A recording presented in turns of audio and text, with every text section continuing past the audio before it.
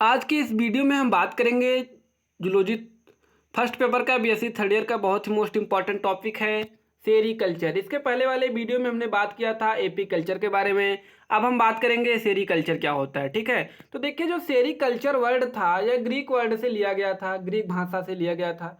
एक वर्ड होता है ग्रीक वर्ड में सीरस। ठीक है, जब हम सीरस को दो भाग में डिवाइड करेंगे तो एक होता था सेरी, सेरी का मतलब होता था सिल्क, सिल्क का मतलब होता है रेशम। एक होता है कॉस, कॉस का मतलब होता है कल्चर। ठीक है, तो यानी कि सिल्क का कल्चर करना ही क्या कहलाता है, सेरी कल्चर कहलाता है। अगर हम इसकी डिफिनीशंस की बात करें तो the rearing of silk worm for the production of silk fibre at a commercial level. ठीक है, अब कॉमर्शियल लेवल का मतलब क्या होता है, कॉमर्शियल का मतलब होता है व्यापार। तो व्यापारिक ढंग से भैया अगर हम सिल्क का प्रोडक्शन करें तो यही हमारा क्या कहलाता है, सेरीकल्चर कहलाता है। ठीक है, अब देखिए जो हमारा सिल्क है, रेशम होता है, वह दो चीज़ों से मिलकर के बना होता है। एक होता है फाइब्रोइन 80% इसमें होता है और सेरीसिन 20% पाया जाता है। ठीक है, अब देखिए जो हमारी सेरीकल्चर होती है इसमें रेशम कीट आते हैं। ठीक है, जैसे एरी सिल्कवॉर्म, इसको हम अटैकस रिसिनी बोलते हैं। वैसे तो बहुत सारी स्पीसीज पाई जाती हैं, बट मैं यहाँ पे आपको बस तीन ही स्पीसीज दिखाया हूँ। और दूसरा होता है जैसे टसर सिल्कवॉर्म, जिसको हम एंथीरिया फीफिया बोलते हैं। एक होता है मलबरी सिल्कवॉर्म, जिसको हम बॉम्बिक्स मोराई कहते हैं। देखिए जो मलबरी सिल्कवॉर्म है वही हमको पढ़ना है, बॉम्बिक्स मोराई। ठीक है, यही हमारे बीएससी थर्ड ईयर के सिलेबस में है, तो हमको इसी के बारे में स्टडी करना है। तो चलिए अब स्टार्ट करते हैं। सबसे पहले इसके सिस्टेमेटिक पोजीशंस देख लेते हैं। इसका सिस्टेमेटिक पोजीशन क्या होता है भैया। अगर हम इसके सिस्टेमेटिक पोजीशंस की बात करें तो फाइलम आर्थ्रोपोडा होता है, क्लास इंसेक्टा होता है, आर्डर लेप्लोडोटेरा होता है, फैमिली बॉम्बिसाइड्स होता है, जीनस बॉम्बिक्स होता है, स्पीसीज मोराई होता है। ठीक है, ये रहा इसका सिस्टेमेटिक पोजीशन। अब हम बात करते हैं आखिर इसको हम मलबरी सिल्कवॉर्म क्यों कहते हैं। जो हमारा बॉम्बिक्स मोराई होता है इसको हम मलबरी सिल्कवॉर्म क्यों कहते हैं। ठीक है, तो देखिए क्योंकि यह हमारे सहतूत के पेड़ पर पाया जाता है और यह सहतूत की पत्तियों को खाता है और सहतूत की सहतूत के पेड़ पर ही अपनी लाइफ साइकिल को चलाता है, इसलिए इसको हम मलबरी सिल्कवॉर्म कहते हैं। तो सहतूत का पेड़ आप देखे होंगे जो कि गाँव में पाया जाता है। देखिए ये अब आप लोग पहचान गए होंगे। ठीक है, तो इसी पेड़ पर ये पाया जाता है, इसी के कारण इसको हम मलबरी सिल्कवॉर्म भी कहते हैं।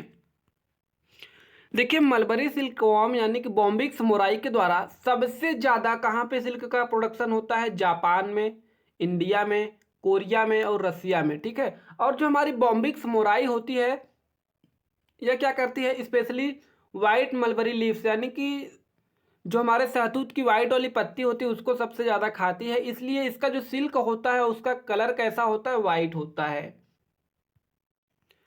अब हम बात करते हैं कि आखिर ये सिल्क का प्रोडक्शन कैसे करता है, यानी कि रेशम बनाता कैसे है, उसको देखेंगे। तो देखिए उसको जानने के लिए सबसे पहले हमको जानना पड़ेगा इसकी लाइफ साइकिल। ठीक है, लाइफ साइकिल के अंदर ही क्या करता है, यह रेशम का निर्माण यानी कि सिल्क का प्रोडक्शन करता है। तो इसकी जो लाइफ साइकिल होती है 4 स्टेप में कंप्लीट होती है। एक होता है एग और दूसरा होता है लार्वा, एग से क्या बनता है भैया, लार्वा बनता है। और तीसरा होता है प्यूपा, प्यूपा में भी एक चीज बनता है जिसको हम कोकून कहते हैं। उसके बाद ये एडल्ट में बदल जाता है। इस प्रकार से इसकी जो लाइफ साइकिल होती है 4 स्टेप में कंप्लीट होती है भैया। पहले एग होगा, एग से लार्वा बनेगा, लार्वा से प्यूपा बनेगा, फिर प्यूपा से एडल्ट में ये चेंज हो जाता है। तो सबसे पहले क्या होता है कि मेल और फीमेल जो है ना आपस में क्या करते हैं, कापुलेशन करते हैं। ठीक है, और ये आपस में दोनों कापुलेशन करने के बाद, कापुलेशन करने के 3 या 4 घंटे बाद ये जो होता है ना अंडे देना स्टार्ट कर देते हैं और ये बहुत ज़्यादा जनसंख्या में अंडा देना स्टार्ट कर देते हैं। उसके बाद जो ये अंडा होता है फट जाता है, हैच कर जाता है, उसमें से एक लार्वा निकलता है जिसको हम कैटरपिलर लार्वा कहते हैं। फिर यह लार्वा क्या करता है कि जो हमारा सहतूत होता है, मलबरी होता है, मलबरी की जो लीफ होती है, सहतूत की जो पत्ती होती है, उसको ये बहुत तेज़ी से खाना स्टार्ट कर देते हैं। और ठीक है, वह इतनी तेज़ी से उसको खाते हैं और खाने के बाद ये सुसुप्ता स्टेज में आ जाते हैं, यानी कि खाना बंद कर देते हैं। जब ये खाना बंद कर देते हैं तो इनके अंदर इनकी जो लार ग्रंथियाँ होती हैं उसमें से एक लेशन होता है, ठीक है। तो ये क्या करते हैं, अपने माउथ को ऊपर नीचे इस प्रकार से चारों तरफ घुमाने लगते हैं, ठीक है। देखिए जैसा कि हम आपको इस वीडियो में हम दिखा रहे हैं, ठीक है। इस प्रकार से ये अपने माउथ को घुमाते रहते हैं और जब ये इस प्रकार से माउथ को घुमाते रहते हैं तो इसमें से जो लार निकलता है या जैसे ही हवा के संपर्क में आता है तो ये क्या होता है कि ये रेशम में यानी कि सिल्क में परिवर्तित हो जाता है और यह इस प्रकार से अपने माउथ को घुमाते घुमाते एक इस प्रकार का गोला जैसा संरचना बना लेते हैं जिसको हम लोग कोकून कहते हैं। देखिए जैसा आपको इस इमेज में दिख रहा है, ठीक है। फिर ये कोकून के बाद ये कोकून से निकल जाते हैं और एडल्ट में बदल जाते हैं, ठीक है। तो इस प्रकार से इसकी जो लाइफ साइकिल होती है रियलिटी में इसी प्रकार से ये क्या होता है, सिल्क का प्रोडक्शन करते हैं। तो जैसा कि हमने वीडियो के माध्यम से आपको बता दिया, ठीक है, ये कैसे सिल्क का प्रोडक्शन करते हैं। अब हम आपको इमेज की सहायता से बताएंगे आपको एग्जाम में प्रेजेंट कैसे करना, लिखना कैसे, ठीक है। तो सबसे पहले क्या हो रहा था इसके लाइफ साइकिल में भैया, ये मेल और फीमेल दोनों आपस में कापुलेशन कर रहे थे, ठीक है। जब ये मेल और फीमेल दोनों आपस में कापुलेशन कर रहे थे तो इनका जो ये कापुलेशन होता है इनके बैक साइड से इस प्रकार से होता है कापुलेशन, ठीक है। इस प्रकार से जब कापुलेशन हो जाता है, कापुलेशन के 3 या 4 घंटे बाद यह जो होता है अंडा देना स्टार्ट कर देती है। तो अब हम देखते हैं इसका एग कैसा होता है। देखिए female lays about 30 to 40 egg. यह क्या करती हैं, एक बार में 300 से 400 एग देती हैं इन ए क्लस्टर यानी कि झुंड के रूप में, ठीक है। ये झुंड, क्लस्टर का मतलब होता है झुंड। जो देखिए फीमेल होती हैं 300 से 400 अंडे देती हैं जो कि झुंड के रूप में होते हैं, क्लस्टर के रूप में होते हैं। अपॉन द मलबरी, ठीक है, मलबरी का मतलब हमने बताया सहतूत, ठीक है, सहतूत and cover then gelatinous secretion. ये क्या करती हैं, एक जिलेटिनस तरल पदार्थ सेक्रेट करती है जिससे इसका जो एग होता है उसकी पत्तियों पर चिपका रहता है, ठीक है। With stick them the leaves, क्योंकि वह उसकी पत्तियों पर चिपका रहता है, ठीक है। अब ये इन्होंने क्या किया कि 300 से 400 अंडे दे दिया क्लस्टर के रूप में, झुंड के रूप में उसकी पत्ती पर। अब देखें इसका एग कैसा होता है। द एग स्मॉल, इसका एग स्मॉल होता है, ओवल यानी कि गोला अंडाकार होता है एंड स्लाइटली येलोइश कलर का होता है, हल्का ये पीला कलर का होता है, ठीक है।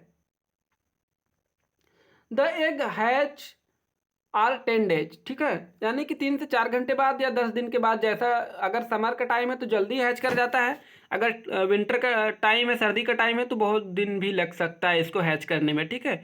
अब उसके बाद जब एग हैच कर जाता है तो उसमें क्या बनता है, फिर लार्वा बनता है जिसको हम कैटरपिलर लार्वा कहते हैं। अब देखिए जो कैटरपिलर लार्वा होता है कैसा होता है, the silk worm which has out the egg is known as caterpillar larva. यानी कि जब अंडा हैच कर जाता है तो उससे जो बाहर आता है उसको हम कैटरपिलर लार्वा कहते हैं। देखिए caterpillar larva wrinkles and hairless, इसमें क्या पाए जाते हैं, हेयर पाए जाते हैं। जैसे हम आपको देखिए यहाँ पे नीचे वाले इमेज में दिखा दे रहे हैं और नीचे हेयर इसमें पाया जा रहा है। एंड बॉडी जिसकी वाइटिश एंड ग्रेइश कलर का होता है, थोड़ा भूरे कलर का हो जाता है, ठीक है। अब जैसे ही एक अंडा हैच कर जाता है, अंडा फटता है तो उसमें से एक लार्वा निकलता है जिसको हम कैटरपिलर लार्वा कहते हैं। They grow rapidly for moulting 20 to 21 days. यह क्या करते हैं, अपने आप को 20 से 21 दिन तक मोल्डिंग मतलब 4 माउल्टिंग करते हैं, 4 बार अपने आप को चेंज करते हैं। इसको चेंज करने में, 4 माउल्टिंग करने में 20 से 21 दिन लगता है। और फिर ये क्या करते हैं कैटरपिलर लार्वा, जो कैटरपिलर लार्वा का वेट होता है 5 से 6 ग्राम होता है, ठीक है। तो हमने जाना एग से क्या बना भैया, लार्वा बना। अब ये जब एग हैच किया तो उसमें से क्या निकला, लार्वा निकला, जिससे हमने बोला कैटरपिलर लार्वा। ये देखिए इस प्रकार से एग जो होता है हैच कर जाता है, फट जाता है तो उसमें इस प्रकार से ये लार्वा बाहर निकल जाता है। अब ये जो लार्वा होता है बाहर जब निकल जाता है तो ये जो हमारी तूत होता है उसकी पत्तियों को ये खाना स्टार्ट कर देते हैं और बहुत तेज़ी से खाना स्टार्ट कर देते हैं उसको, ठीक है। और वो खाने के बाद सुसुप्ता अवस्था में चले जाते हैं, फिर वो खाना पीना छोड़ देते हैं। जब खाना पीना छोड़ देते हैं तो उसको हम फिर चेंज हो जाते हैं किसमें, प्यूपा में। तो भैया प्यूपा क्या होता है, देखिए, caterpillar stop feeding and move the corner leaf. ठीक है, अब ये जो कैटरपिलर होते हैं, लार्वा जो होते हैं, खाना पीना छोड़ देते हैं, फीडिंग करना छोड़ देते हैं, एंड कॉर्नर लीव्स या and secret the sticky fluid, ये क्या करते हैं, एक फ्लूइड को निकालते हैं, एक तरल पदार्थ को निकालते हैं अपने माउथ से थ्रो सिल्क ग्लैंड। इनमें क्या पाया जाता है, रेशम ग्रंथि पाई जाती है, सिल्क ग्लैंड पाई जाती हैं। उससे क्या करते हैं, ये एक प्रकार का फ्लूइड निकालते हैं। ठीक है, जैसे मैं आपको दिखाया अगर इमेज में देखिए, ये इस प्रकार से अपना माउथ हिलाते रहते हैं तो इससे इसके माउथ से एक फ्लूइड निकलता है, एक तरल पदार्थ निकलता है। ये जैसे ही हवा के संपर्क में आता है तो ये क्या होता है, रेशम में बदल जाता है। ठीक है, तो इस प्रकार से ये सिल्क का प्रोडक्शन करते हैं। फिर ये क्या करते हैं, अपने आप को मेटामॉर्फोसिस करके ये कोकून से बाहर निकल जाते हैं और एडल्ट में परिवर्तित हो जाते हैं। तो इस प्रकार से होती है इसकी लाइफ साइकिल। अगर हम आपको इमेज की सहायता से बताएं तो इमेज की सहायता से भी आपको बहुत ही अच्छा समझ में आ जाएगा। रुक जाइए, मैं आपको बता दे रहा हूँ इमेज की सहायता से। देखिए, हमने सबसे पहले क्या बताया था, मेल और फीमेल आपस में कापुलेशन करते हैं। कापुलेशन करने के बाद ये जो हमारी एडल्ट होती है वह क्या करती है, एग लेइंग कर देती है, अंडा देना स्टार्ट कर देती है यहाँ पे। अब ये अंडा जो होता है हैच कर जाता है, यानी फट जाता है, जैसे हमने आपको दिखा दिया। जब ये अंडा फट जाता है, और हमने ये भी दिखाया किस प्रकार से फटता है, जब ये अंडा फटेगा तो उसमें से एक लार्वा निकलता है जिसको हम क्या बोलते हैं, कैटरपिलर लार्वा बोलते हैं। अब यह जो लार्वा होता है, ठीक है, यह जो कैटरपिलर लार्वा होता है यह क्या करता है कि फीडिंग करना स्टार्ट कर देता है, शहतूत की पत्तियों को खाना स्टार्ट कर देता है। और फिर ये एक सुसुप्ता अवस्था में आ जाता है, खाना पीना छोड़ देता है। जब ये खाना पीना छोड़ देता है तो बदल जाता है किसमें, प्यूपा में। जब ये प्यूपा में बदल जाता है, अभी हमने देखा ये अपने माउथ से एक फ्लूइड निकालता है, जैसे वो फ्लूइड हवा के संपर्क में आता है तो वह क्या बन जाता है, रेशम बन जाता है। ठीक है, फिर ये कोकून बन जाता है, इसमें एक स्ट्रक्चर बना लेता है कोकून, फिर ये कोकून से एडल्ट में परिवर्तित हो जाता है। तो इस प्रकार से इसकी जो लाइफ साइकिल होती है चलती है। तो आपको पूरा वीडियो समझ में आ गया होगा कि सेरीकल्चर क्या होता है और ये लाइफ साइकिल ऑफ सिल्कवॉर्म, यानी कि इसकी लाइफ साइकिल कैसे चलती है और ये रेशम का निर्माण कैसे करते हैं।